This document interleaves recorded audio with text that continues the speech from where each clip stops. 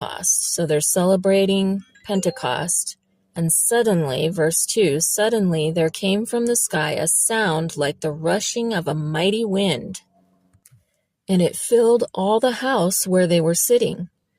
Tongues like fire appeared and were distributed to them, and one sat on each of them. So tongues, it's not necessarily talking about like a tongue in your mouth, but it's tongues like fire. So it's kind of like flame of fire appeared and was distributed to them, and one sat on each of them. So there was like a flame of fire on each person after this big, loud, rushing wind came into the house and filled it up where they were sitting celebrating Pentecost. So they were celebrating that God had given them the Bible, the Torah, which is the first 5 books of the Bible.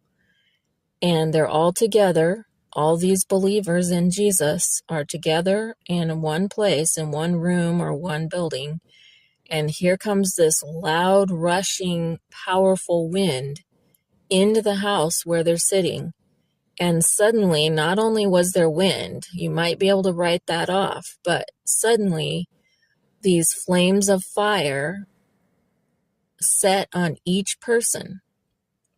Verse 4, they were all filled with the Holy Spirit and began to speak with other languages as the Spirit gave them the ability to speak. So this was a true miracle. They were not, many of them were not educated.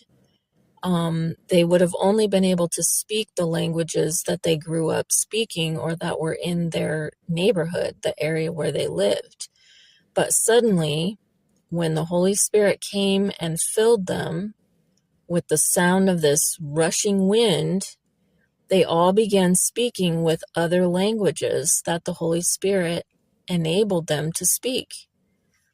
Verse 5, now there were dwelling in Jerusalem Jews, devout men from every nation under the sky.